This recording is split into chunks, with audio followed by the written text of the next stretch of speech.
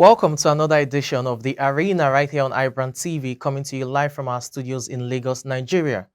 Just when the crisis that has engulfed the leadership of the Nigerian Basketball Federation for some time looked like being put to rest with the elective Congress, the crisis got flamed up by the controversial decision of the Ministry of Youth and Sports to suspend the elections. The statement of the ministry reads, and I quote, "Having reviewed the crisis around the Nigerian Basketball Federation and in consideration of the several attempts by the supervising ministry to resolve the lingering crisis and fractionalization in the basketball family, the Federal Ministry of Youth and Sports Development hereby directs an indefinite suspension of the Nigerian Basketball Federation's elective Congress scheduled for 30th October 2021 in Benin City. All concerned stakeholders are expected to take note." The statement further reads that the decision is necessary to avert further deterioration of the leadership crisis and towards finding a workable solution to the current disagreements within the federation. The rancor-free development of basketball in Nigeria is of utmost importance. End of quote. Meanwhile, the electoral committee set up by the sports ministry for the Nigerian Basketball Federation elections has vowed to go on with the polls on the 30th of October, despite the ministry suspending the polls indefinitely. The chairman of the Nigerian Basketball Federation's electoral committee, Larry Glover, in a statement on Wednesday said, and I quote, that the committee was not aware of any change.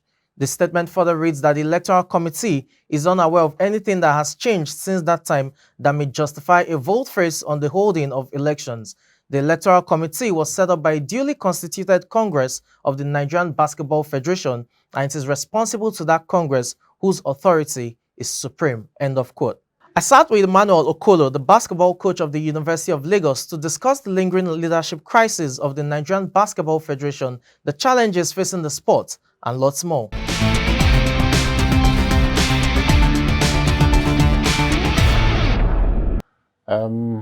As we have a major event that's going to come up right now, and that's the NOGA Games, which University of Lagos is going to host come March 2022 at the sport complex here, University of Lagos. Using that venue also to invite everybody to just come and be part of it. Yes, we have a bright chance of performing very well in the NOGA Games because Lagos State is actually, let me use that word, because that's where University of Lagos is situated. It's actually the home of basketball, and we have a lot of kids that are also getting an education and also playing basketball, because that is the sole aim of the university. You know, there's an interaction between the university and the community. So we'll encourage all the youth to get an education and also follow their passion. Like every other sporting sector, basketball has its fair share of challenges, and this was highlighted by Coach Emmanuel. Well, there's a lot of challenges, and if you want to carry on basketball as a career, because one, our educational system from the primary school is not really concrete, because the kids are supposed to have started being introduced to basketball from actually the nursery section down to the primary, and then they move to the secondary school before they now transit into the university. But that's not always obtained in Nigeria here. There's only some few kids that have that opportunity, and also we have some individuals that are trying to help the kids to get to follow their passion, because they introduce things like basketball clinics and then other things. You see, the kids actually need to get down to a playground, and also there are not lots of coaches that are involved, and it's a tough one in Nigeria anyway. But a few of them have opportunity of going into good programs, and from there they also now are able to achieve their dreams, because that's why we have a lot of them in the NBA, because there are some programs that are started around in some places in the country where they have that opportunity. But what we do, actually, we have a playground where we try as much as possible to pick up any kid that we see that are potential, and we try to work with them, and we have a couple of them that have even traveled in that process. But the system in Nigeria is not as ideal as as obtained in America, because in America they have a different structure. But here, there's only some universities that have something that they call some spot list, where they assist um, candidates that are athletics in kind in different sports, especially basketball, where they now, they encourage, and they have this benchmark that you have to meet. Then once you have that benchmark, they're going to test you to see whether you really have that potential. And then if you're good, you'll be given admission. So that's what we do. That's the way that the university actually help to encourage these kids to achieve their dream by coming into school. The basketball kits are expensive, but some actually go to get some fairly used shoes, which are lesser than the new one, and then they have also less quality balls that they can manage for a couple of months. That once they go to the sport shop, they could get them. But very good ones are quite expensive because of the dollar rate. I can't fix the price on it, but I know at one time it was about 25,000 to get a good ball. But I also get wind of there's the sport outfit now in Nigeria called APA, that are trying to get an indigenous fabricated ball that is still affordable from 7,000 upward. Those you can get those ones from those companies, and so most of these kits are expensive, and then we have different academies that run basketball program, and they have various costs, for attending their camps, and their academy, just to develop you. I can't really place the figure on it, but I know some are affordable and some are very expensive. Those kind of programs are laudable because when the federal body, the national body, let me use that word, is not actually very active because of the crisis. Most of these kids don't have opportunity to express themselves in their chosen sport, you know. But these camps and clinics are handy because it gives them something. And then, though it's for 1 week, mostly what I advise is when those things are done, those organizers should try and put up an indigenous coaches around those venues so that they can continue with these kids. Because if they leave them, the kids would not go past where they left them. And though fortunately those camps have been giving them balls and shoes that they could use, but we need more. I mean, we need more people to actually do more. And then also we need to engage the kids, especially the age grade from 15, from under 12, from under 18. We need to engage them a lot in different activities. That's the only way we can improve ourselves. Because I believe that basketball is on the decline because we don't have enough tournaments, even at the youth level, even at the national level. That is why when we call a national team, the indigenous kids cannot fit into their program because we don't have regular games to play. A lot of them are just having no games to play. It is only when you play yourself constantly that you will develop yourself. But if we don't do anything with them, it's going to affect even the senior level because they transit from different age group from under 12, under 15, under 18, under 20. Before they get to the national team, they have to transit from that place.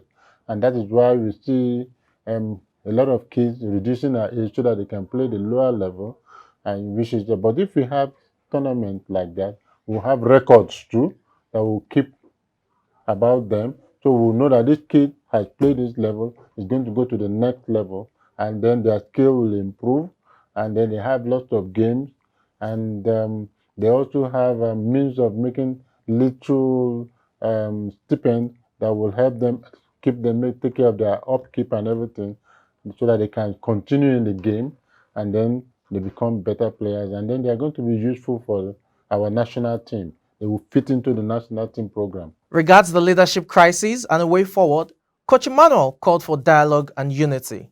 I believe we are all human beings. We are all Nigerians. The way forward should always be sorted out.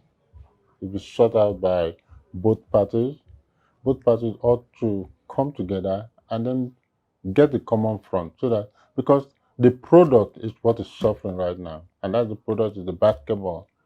The both crises, yes, the both factions are in crisis. They're killing the game. We don't have anything going on. A lot of kids now are unemployed. Coaches are unemployed. So it's a big crisis, and I'm praying that the two factions to forge ahead, come together, resolve their differences, and forge ahead is for the interest of the game and the people that earn a living from this sport. That's the only way. We must set out our grievances, or what we have against each other, and let's move forward.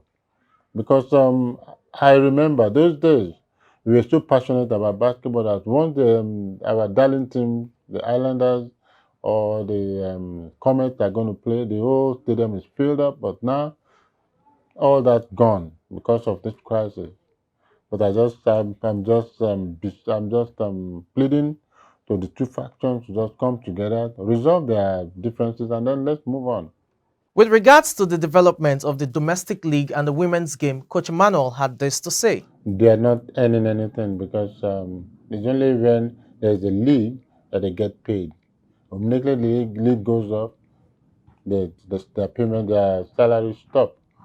So their emoluments stop, everything stops. So, and they've been off now for almost 4 years without any active sports going on, and which is it's a big issue, and that the interest of these athletes and coaches should be put in mind, and it's also not even good for the standard. You can see Royal Lupas going to Uganda, or where is it, for um, the African Basketball League, and didn't do well because they have not been playing any tournament at home. They just did a few weeks tournament and they are gone, and it wasn't enough. It wasn't enough. So it's also telling on our. It's going to even tell on our ranking club wide. In the world, in Africa, it's really affected us. So we need to really sit down and resolve this crisis, and let's forge ahead.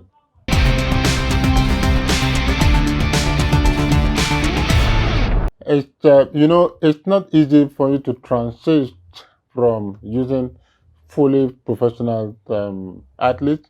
Then you now try to, because the home-based players are not fully tested anymore. They are not active as before. If they were active, they would have been able to meet up the standard. That's why we had. Formerly, we normally had a ratio.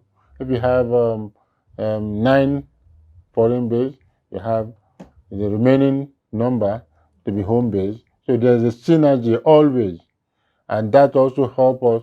Immediately those home base play with those foreign base, they get opportunities outside. But all that's no more available, because now a purely foreign based team. So the home based players and the market at home is going dead, because there is no way we can market our players that are at home, because they've never been exposed.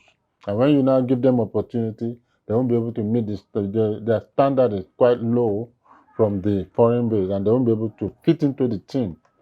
So they usually have this problem of fitting into a team and playing much, because of the crisis. We've not been playing, and it's affecting our basketball.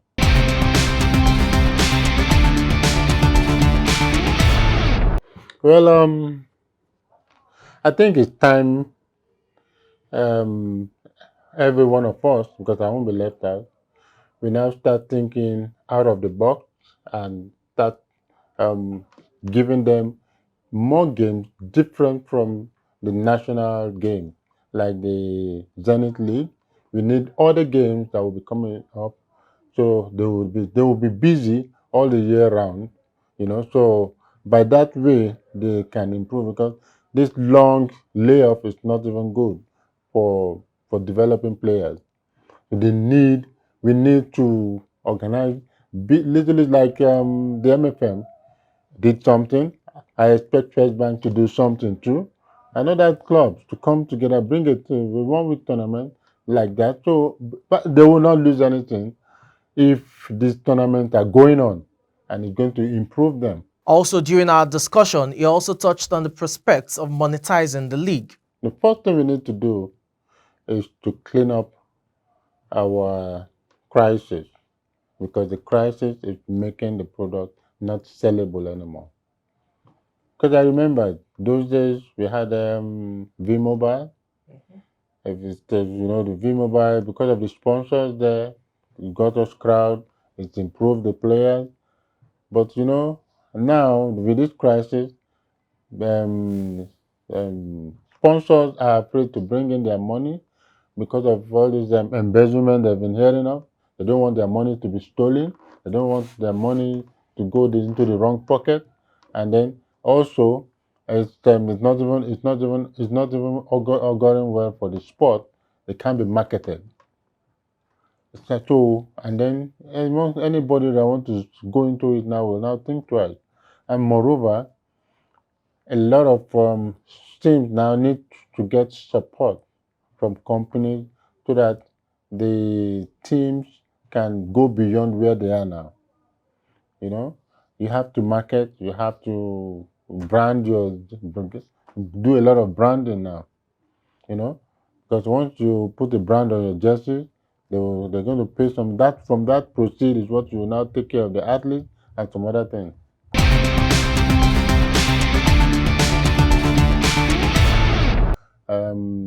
Developing the coaches, holding a lot of coaching clinics and coaching camps for the coaches.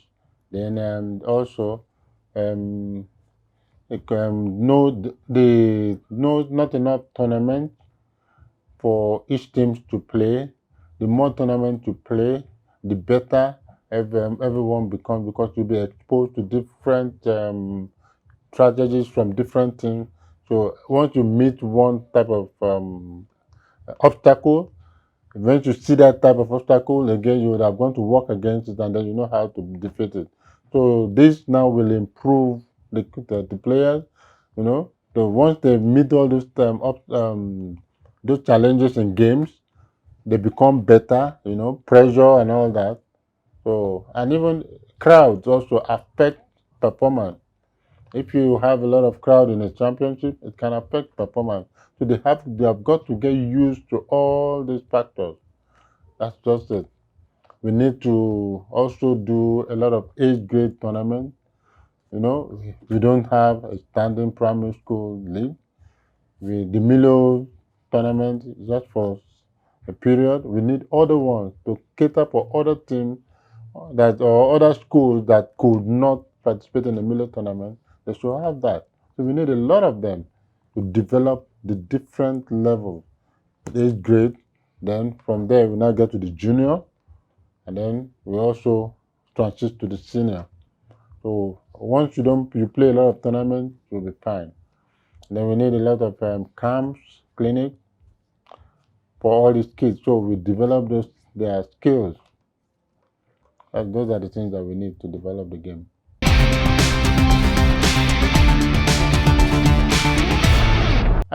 From what I've seen, we in our home front, we've regressed, because before, a lot of our players were competing with the foreign players, but now we can't compete because we've regressed. So we have to now start from where we stopped and try and improve. But I believe if the crisis goes, we stand a very good chance of getting back to our old self in the next 5 years. That's how much we can take on today's edition of The Arena. I'm Samson Olede. Thank you so much for watching. Until we come your way next time, do stay blessed and stay safe.